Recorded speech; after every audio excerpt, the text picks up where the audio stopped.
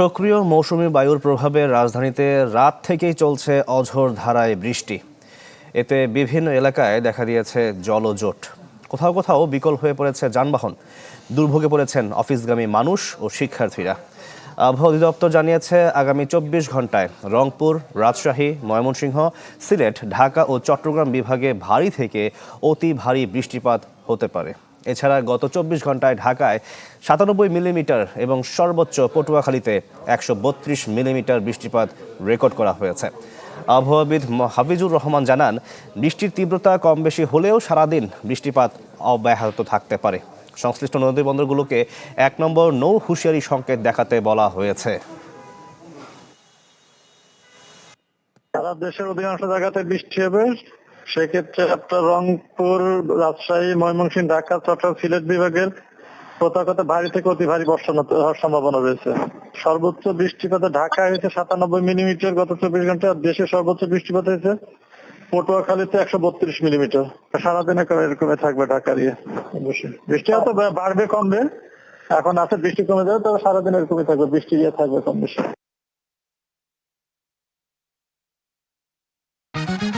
Freedom নিয়ে এলো scooty নাকি গোল্ড অফার। স্টিকারে থাকা কিউআর কোড স্ক্যান করে প্যাকের ভেতরের কোডটি দাও আর প্রশ্নের উত্তর দিয়ে জিতে নাও স্কুটি অথবা গোল্ড কয়েন।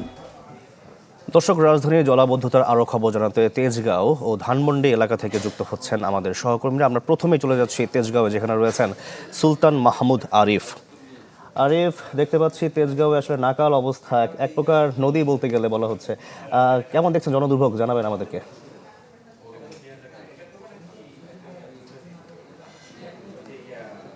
শাকিল, কয়েকদিনের টানা বৃষ্টিতে জলাবদ্ধতা যে তৈরি হয়েছে সেটি আজকে প্রকট আকার ধারণ করেছে এবং বৃষ্টি তো আছেই। আমরা দেখিনি সকাল থেকে, মূলত গতকাল রাত থেকে বৃষ্টি একেবারে থেমে গিয়েছে এমনটি বলা অসম্ভব। আসল ফল থেকে তৈরি, সম্পূর্ণ প্রিজারভেটিভ মুক্ত ফ্রুটিকা, পিওর মানে ফ্রুটিকা। কিছুটা কমলে তারপরে আবারও এটি বলা যায় যে খুব প্রকট আকারে বৃষ্টি হওয়ার যে বিষয়টি সেটি আমরা দেখেছি। তবে এখন পর্যন্ত বলা যায় যে বৃষ্টির কারণে রাজধানীর বেশ কয়েকটি জায়গায় জলাবদ্ধতা তৈরি হয়েছে এবং মানুষজন খুবই বিপাকে পড়ছেন, বিশেষ করে যাদের বাচ্চারা স্কুলে পড়ছেন এবং ওই পথ দিয়ে তাদের যাতায়াত করতে হচ্ছে, তারা চরমভাবে ভোগান্তিতে পড়ছেন। বাধ্য হয়ে বাচ্চাদেরকে নিয়ে বৃষ্টিতে ভিজে তাদেরকে স্কুলে যেতে হচ্ছে, কর্মস্থলে যেতে হচ্ছে। এবং এটি শুধু, আমি বর্তমানে তেজগাঁও এলাকাতে রয়েছি, এটি শুধু তেজগাঁওর চিত্র, বিষয়টি এমন নয়। রাজধানীর বিভিন্ন জায়গায় এ ধরনের পানি জমে আছে এবং পানি থেকে দুর্গন্ধ বের হচ্ছে এবং দুর্গন্ধ পুরো রাজধানীতেই, যেখানে যেখানে পানি এভাবে জলাবদ্ধতা তৈরি হচ্ছে, পানি ছড়িয়ে যাচ্ছে এবং এই দুর্গন্ধ ছড়িয়ে যাচ্ছে। দুর্গন্ধ স্বাভাবিক যে পানিগুলো রয়েছে সেই পানিগুলোকেও দূষিত করছে। মানুষজন বলা যায় যে একদিকে দুর্গন্ধময় পানির ভিতর দিয়ে যাচ্ছে, অপরদিকে তারা যে জামা কাপড় যেগুলো ভিজে একেবারে টুটুম্বুর হয়ে যাচ্ছে। এটি ঠিক কবে নাগাদ ঠিক হবে সেটি আমরা জানার চেষ্টা করছি আবহাওয়া অধিদপ্তর থেকে।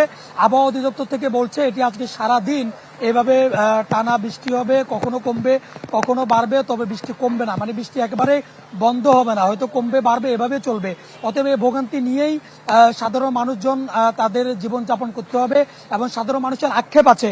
তারা বলছেন অতি দ্রুত যেন সরকারের পক্ষ থেকে কার্যকর উদ্যোগ গ্রহণ করা হয়, অর্থাৎ যে পানিগুলো জমাট বেঁধেছে, দেখতে পাচ্ছেন আমার পিছনে যে একেবারে হাঁটু সমান পানি, এই পানিগুলো যেন অতি অল্প সময়ের ভিতরে এখান থেকে যেন সরিয়ে নেওয়ার জন্য দুই সিটি কর্পোরেশন উদ্যোগ গ্রহণ করে সে দাবি কিন্তু তারা তুলছেন। এবং বৃষ্টি হচ্ছে, ভোগান্তি আছে, মানুষজন ভোগান্তি মাথায় রেখেই তারা তাদের কর্মস্থলে যাচ্ছেন। শাকিল। জি আরিফ, ধন্যবাদ আপনাকে। এবার আমরা দেখতে চাই ধানমন্ডির পরিস্থিতি, যেখানে রয়েছেন মাহবুবুর রহমান। মাহবুব, আমরা যেমন দেখছিলাম তেজগাঁওতে আসলে দুর্গন্ধযুক্ত পানি, ড্রেনের পানি বলতে গেলে এক কথায়। ধানমন্ডিতে কি চিত্র দেখছেন? প্রশাসকরা কেউ এসেছেন কিনা দেখার জন্য?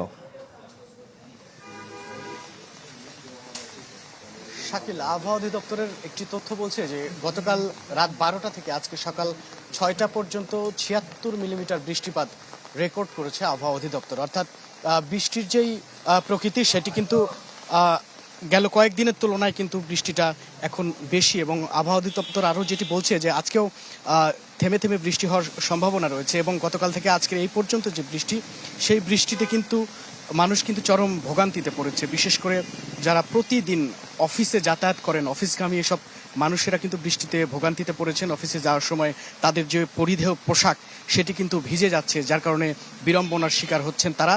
এছাড়া প্রত্যেকদিন যে রাস্তায় তারা অফিসে যান সেই রাস্তায় যেতে পারছেন না, অনেকেই বিকল্প রাস্তা ব্যবহার করছেন, যার কারণে ঠিক সময় মতো তারা কিন্তু অফিসে পৌঁছাতে পারছে না।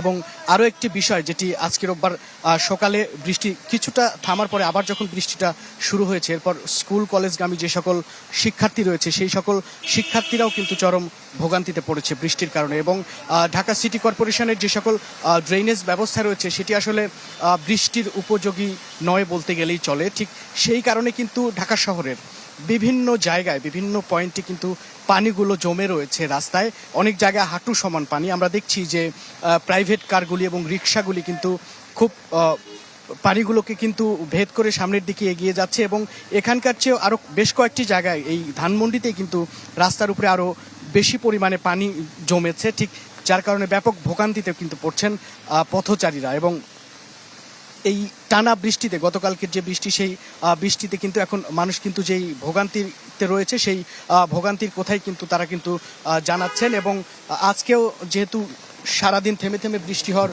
সম্ভাবনা রয়েছে, ঠিক যার কারণে মানুষ আরও বেশি ভোগান্তির শঙ্কা কিন্তু তারা করছেন। শাকিল। জি, খুবই নাজুক পরিস্থিতি। ধন্যবাদ আপনাকে মাহবুব আমাদের সঙ্গে যুক্ত হওয়ার জন্য। দর্শক, জলাবদ্ধতা খবর জানাতে ধানমন্ডি এবং তেজগাঁও থেকে যুক্ত হয়েছিলেন আমাদের সহকর্মীরা।